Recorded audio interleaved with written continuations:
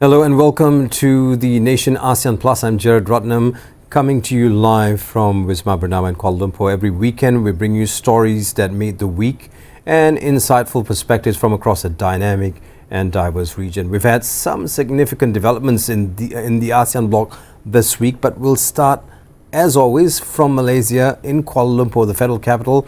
Prime Minister Dato Sri Anwar Ibrahim announced Malaysia's plans to improve healthcare and collaborate with ASEAN countries.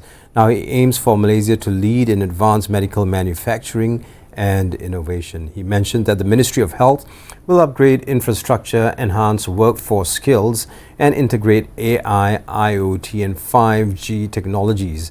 These improvements will be funded by 45 billion ringgit from the 2025 Malaysian budget. Now, Anwar emphasized that these efforts should be done quickly, efficiently and transparently. Well, a little bit about Malaysia's healthcare system. It is a mix of public and private sectors. Now, the government provides a universal healthcare system which is funded by taxes, and it offers basic services at low or sometimes no cost. However, due to high demand and limited resources, there can be at times long waits, and also it's been putting a strain on public sector medical staff. Now, Anwar is doing his level best in bringing better balance into the system. In the meantime, Prime Minister Dato Sri Anwar Ibrahim emphasized that creating a strong digital ecosystem through the National Artificial Intelligence Office, or NAIO, is essential for Malaysia to become a high-income nation. His approximation is simply this: to achieve a high-income status, Malaysia has to embrace digital technology. Anwar calls the creation of the NAIO an historic moment. It's for him is a testament of Malaysia's commitment to digital transformation and innovation. Now, we've used the word embrace every so often, but what does this mean in an ASEAN context? As an example, we know this already. To embrace digital technology means to adopt and integrate it fully. In ASEAN, this could mean using AI and 5G, and this is a very simplistic way of saying this, to enhance industries like healthcare and also manufacturing. Now, in brief, Prime Minister Dato Sri Anwar Ibrahim met with Denmark's foreign minister. That was big news this week in Kuala Lumpur at the Parliament building on Wednesday. They discussed strengthening bilateral relations and cooperation between Malaysia and Denmark. Anwar welcomed reopening of Denmark's embassy in Kuala Lumpur, which happened last August. Rasmussen arrived in Malaysia on Tuesday for a 2-day working visit, his first since becoming foreign minister back in December 2022. According to the numbers Bernama has, from January to October this year, trade between Malaysia and Denmark grew by 12.9% to 2.19 billion ringgit compared to the same period last year. Now, I guess your question might be, why did Denmark close its embassy here in Kuala Lumpur? It's a very simple explanation. It was apparently cost-cutting during COVID. Now, moving along, Entrepreneur Development and Cooperatives Minister Dr. Iwan Benedict announced that Malaysia will host the ASEAN Cooperative Dialogue in April next year as part of its ASEAN Chairmanship in 2025. Now, the forum supports the United Nations recognition of 2025 as the International Year of Cooperatives, led by Angkasa and supported by the Entrepreneur Development and Cooperatives Ministry. This event aims to strengthen cooperative movements in Malaysia and ASEAN. Now, the question is, what does this mean for the people within Malaysia and also in ASEAN? It means more opportunities for local cooperatives to collaborate, share best practices, and of course receive support at the same time. Now, to break this down further, it should lead, if you shake this anyway, it should lead to better services, increased economic opportunities and a stronger community development. Now, in brief, Malaysia and Saudi Arabia signed 2 agreements on Tuesday. Foreign Minister Dato Sri Muhammad Hassan signed this in Saudi Arabia. One agreement is a very interesting one, which allows for diplomatic, special and official passport holders to visit without a visa. This strengthens the relationship between the two countries, which started back in, of course, 1957. Now, moving along, Home Minister Dato Sri Saifuddin Nasution Ismail said the Cabinet has agreed in principle to form a committee involving various ministries and agencies to develop a deep-sea fishing cooperation model between Malaysia and Vietnam. He said the decision followed the outcomes of a meeting between Prime Minister Dato Sri Anwar Ibrahim and the Secretary General of the Central Committee of the Communist Party of Vietnam, To Lam, during the latter's visit to Malaysia last November. During the visit, both leaders expressed their commitment to exploring collaboration in the fishing and maritime industries. Tourism, Arts and Culture Minister Dato Sri Tiong King Sing said ASEAN 2025 provides the best platform to ensure the successful implementation of the Visit Malaysia Year 2026 campaign. Now, he explained that as the ASEAN 2025 chairman, Malaysia will have the opportunity to showcase its harmony, cultural diversity and culinary offerings to ASEAN member countries. Tiong said the Ministry of Tourism, Arts and Culture, better known as MOTAC, is actively preparing to enhance the promotion of Visit Malaysia Year 2026, including upgrading infrastructure nationwide to improve overall experience for visitors. Mexican Ambassador to Malaysia Luis Javier Campuzano said the Pacific Alliance countries comprising Chile, Colombia, Mexico and Peru looks forward to strengthening their partnership with ASEAN, the rising star in the Asia-Pacific, during Malaysia's chairmanship next year. He said the Pacific Alliance, established back in 2011, brings Latin America's foremost dynamic countries to focus on free trade and open markets to deepen economic integration, reduce barriers, promote trade, open new avenues for business, investment and innovation, and also foster regional development. Moving on, in East Malaysia, the Sarawak Tourism Board is targeting about 609,000 Indonesian visitors to Sarawak next year, drawn by its unique blend of culture, adventure, nature, food and also its festivals. Its ASEAN and Domestic Director Barbara Benjamin Atan said the board aims to attract 580,000 Indonesian visitors this year, with Sarawak already welcoming 540,000 of them by October. She said the campaign is organized in collaboration with Tourism Malaysia Jakarta and AirAsia.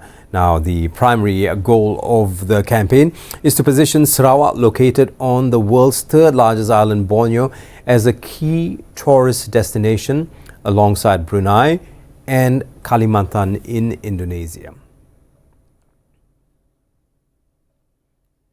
I'm off to a short break. When we come back, we'll take a look at developments in other ASEAN countries. Don't wander off. I'll be right back. This is The Nation, ASEAN Plus on Pranama TV.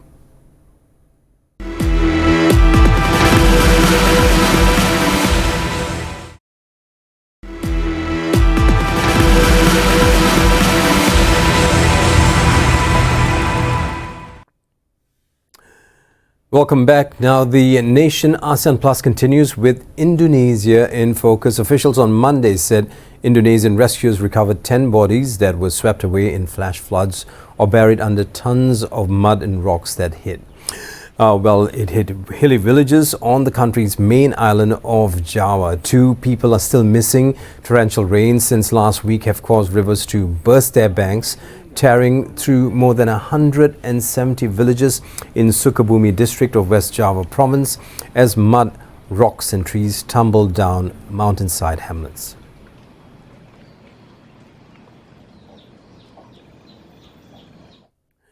Moving on, the first group of Indonesian citizens evacuated from Syria arrived in Indonesia on Thursday following the fall of Bashar al-Assad's regime. At least 37 Indonesians fled Syria through Beirut and flew home commercially to Jakarta. According to the Ministry of Affairs of Indonesia, more than 1,000 Indonesians remain in Syria. Most of them are working illegally in the hospitality industry. Now, the Director of Indonesian Citizen Protection is monitoring the situation in Syria given the dynamic situation and potential threats following recent air attacks from Israel.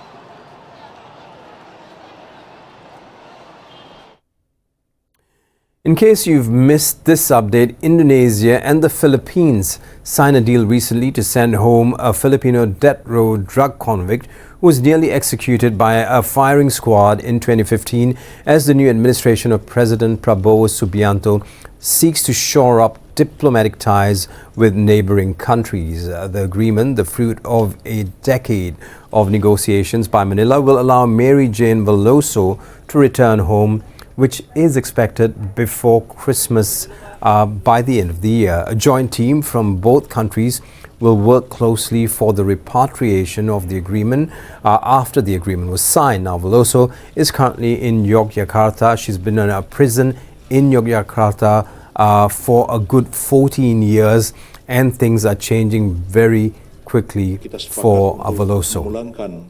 Yang bersangkutan ke Filipina dan itu selanjutnya kewajiban untuk melakukan. We shift the focus a little bit to the Philippines, and drone footage released by the Philippine Red Cross on Tuesday showed homes, roads and buildings covered in ash in the aftermath of a volcano eruption in the central Philippine province of Negros Occidental. Mount Canalaon, an active volcano straddling the Southeast Asian countries' central provinces of Negros Occidental and Negros Oriental, erupted for a second time this year on Monday, December the 9th. At the point of the report, the Civil Defense Office said emergency evacuations were underway for people living near the volcano, without saying how many had been evacuated so far. About 54,000 people could be affected by the eruption, which happened earlier this week.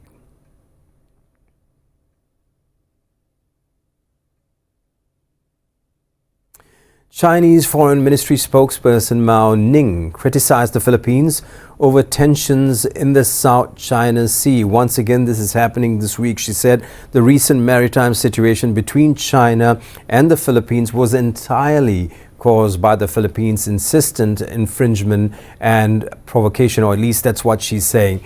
China will continue to firmly safeguard its sovereignty and rights in accordance with the law, and that's what's being reported this week from China. Her comment came after Philippine President Ferdinand Marcos Jr. said he won't deploy Navy warships to confront China in the disputed waters.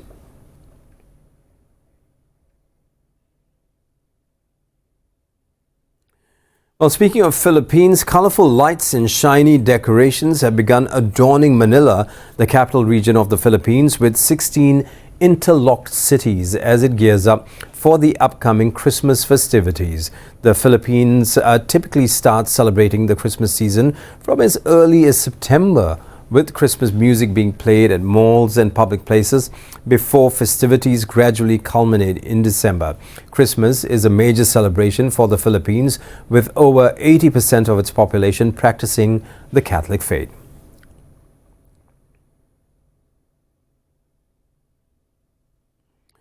Taking a look at what's happening in Thailand, up north from ASEAN, Malaysia.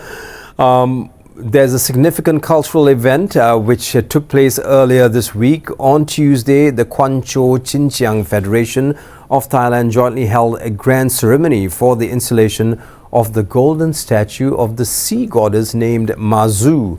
The belief and culture of Mazu have taken root overseas alongside the footsteps of overseas Chinese.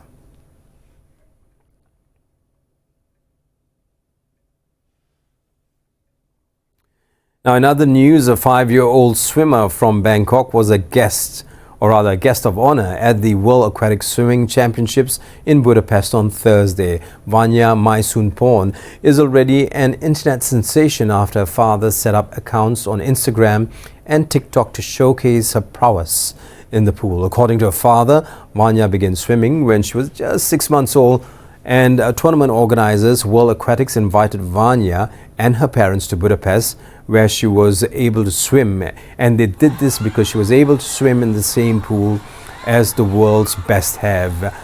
They've competed in it, and she gets a chance to show her prowess in that great pool.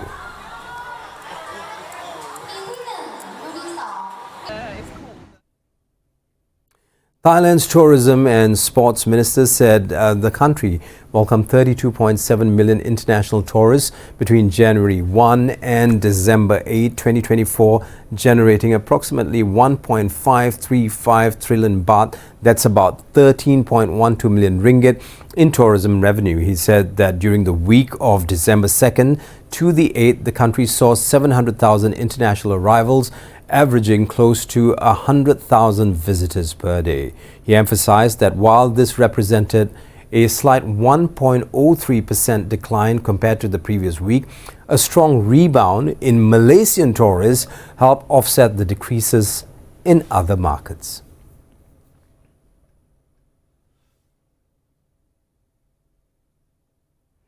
Well, if you're just joining us, we're currently on the Nation ASEAN Plus, which happens once a week right here on Bernama TV, just to keep you updated as to what's happening in Asia, in ASEAN, simply because Malaysia takes on the ASEAN chair, has already taken on the ASEAN chair, and it's going to be a big year come 2025. I'm going to take a short break. When we return, we'll bring you more updates from Vietnam and also Cambodia. Don't go anywhere. This is the Nation ASEAN Plus on Bernama TV.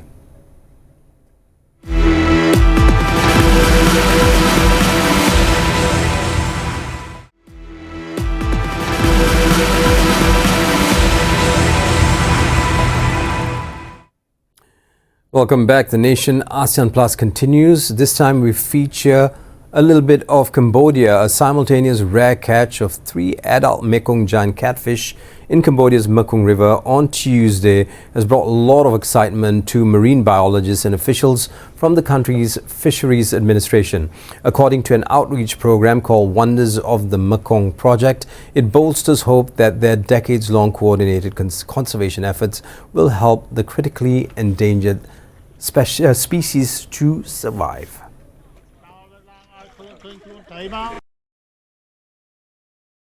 We've had reports of the simultaneous catch of 3 adult Mekong giant catfish, and I've never heard of this before. The Mekong giant catfish, it's a critically endangered species. It's one of the largest and rarest freshwater fish anywhere in the world, and it's endemic to the Mekong, so it's only found here. This fish is about 2.3 meters long, 8 feet long, probably weighs about 300 pounds. These fish can grow up to 650 pounds.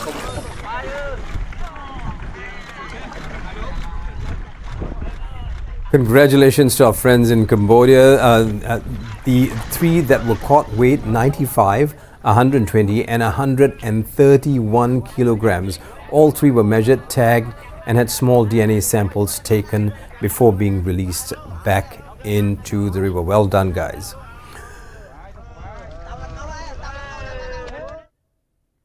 From Cambodia to Vietnam, Chinese Foreign Minister Wang Yi co-chaired the 16th meeting of the China-Vietnam Steering Committee for Bilateral Cooperation with Deputy Prime Minister and Foreign Minister of Vietnam Bui Thanh Son in Beijing on Tuesday. Wang said that the top leaders of the 2 parties and countries have reached important consensus on advancing the building of the China-Vietnam community with a shared future, and the socialist construction of China and Vietnam has entered a crucial stage. Meanwhile, Bui Thanh Son said that Vietnam is willing to implement the important consensus reached by the top leaders, take the 75th anniversary of diplomatic ties next year as an opportunity, maintain frequent high-level contacts, and continuously enhance political mutual trust.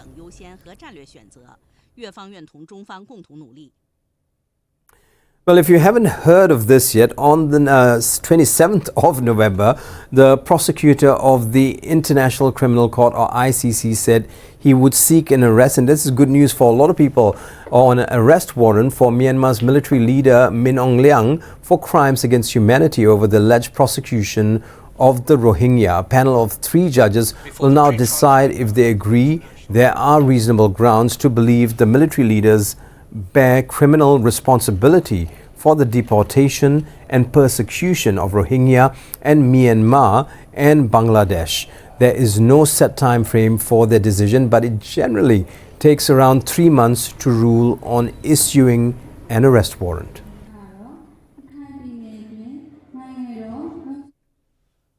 Moving along, the Mohan Railway Port, a key hub of the China-Lao Railway in southwest China's Yunnan province, was designated as the world's first international sanitary ground crossing by the World Health Organization or WHO last week. The designation followed the on-site assessment by WHO experts from December 1st to the 3rd, highlighting its advanced capacity to address international public health emergencies. International sanitary ports are crossings that meet the WHO's guidelines laid out in the international health regulations, designed to protect the health of travelers and maintain preparedness in case of a disease outbreak.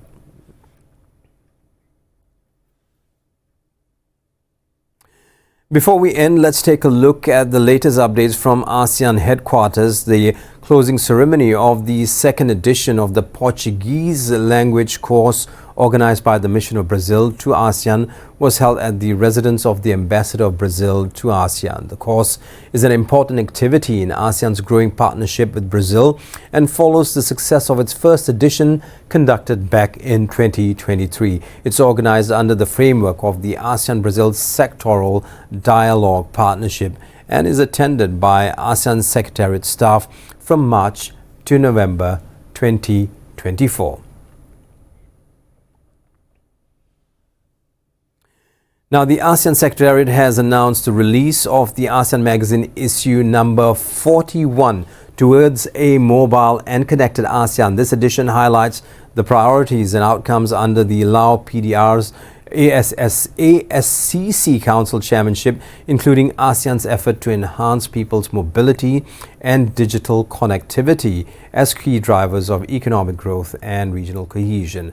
The ASEAN Magazine is the official publication of the ASEAN Secretariat, managed by the ASEAN Socio-Cultural Community Analysis Division with the support of the India Mission to ASEAN. Now, on Monday, Ambassador Mark Gerritsen presented his letter of credence to Secretary General of ASEAN, Dr. Kao Kim Han, at the ASEAN headquarters, officially assuming his post as the Ambassador of the Kingdom of the Netherlands to ASEAN. At the presentation of the credentials, Dr. Kao said that ASEAN looks forward to enhance its development partnership with the Netherlands and the adoption of the ASEAN-Netherlands Practical Cooperation Areas 2025 to 2029 that is pragmatic and adaptive to ASEAN's needs. Ambassador Gerritsen, or Gerritsen to be exact, it's Gerritsen, is the fourth ambassador for the Netherlands to ASEAN. That's all the time we have now. This has been your weekend insight into ASEAN. Stay informed with the Nation ASEAN Plus only on Bernama TV. To keep yourself updated, log on to bernama.com. We've got some fantastic long reads there. This will also link you to our social media platforms as well. I'm GERARD RATNAM. Thanks for tuning in and thanks for staying with us right here on Bernama TV. More updates coming your way throughout the day. Take care. Bye-bye. Have a fantastic weekend.